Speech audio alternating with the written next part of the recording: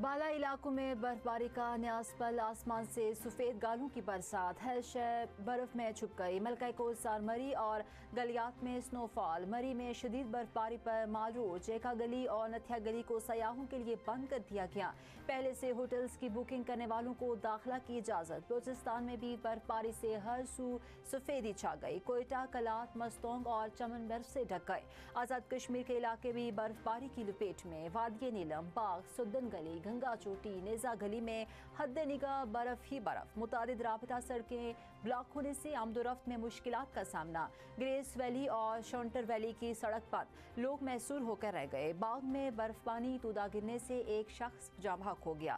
لیپا اور نیلم ویلی میں land sliding سے 13 گھر مکمل تباہ، 28 کو جزوی نقصان پہنچا۔ برف باری سے بند وادی لیپا شاہراہ بحال کر دی گئی۔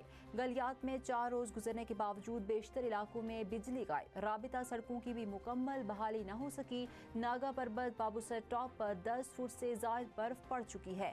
ہر شے منجمد، کاروبار زندگی بری طرح متاثر۔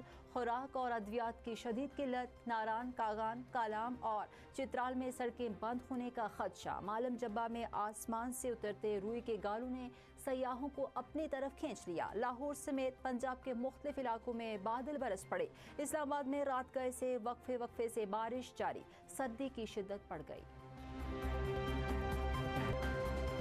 اور ISPR کا طلباء کے لیے خصوصی انٹرنشپ پروگرام جاری۔ ونٹر انٹرنشپ کے سلسلہ میں سینیٹر انوار الحق کاکڑ کی طلباء کے ساتھ خصوصی نشست۔ بلوچستان میں سرگرم فتنۃ الہندوستان، پاک فوج کے مثبت قومی کردار پر گفتگو۔ سینیٹر انوار الحق کاکڑ نے کہا، بلوچستان کے خلاف فتنہ الہندوستان کے گمراہ کن بیانیے بے نقاب ہو گئے۔ شدت پسند عناصر نے جھوٹے بیانیے پر مسلح جتھے تشکیل دیے۔ مسلح گروہ مکالمے نہیں، تصادم اور بدامنی چاہتے ہیں۔ انوار الحق کاکڑ کا کہنا تھا، عوام کے دشمن عناصر کے خلاف کارروائی ریاست کا آئینی حق ہے۔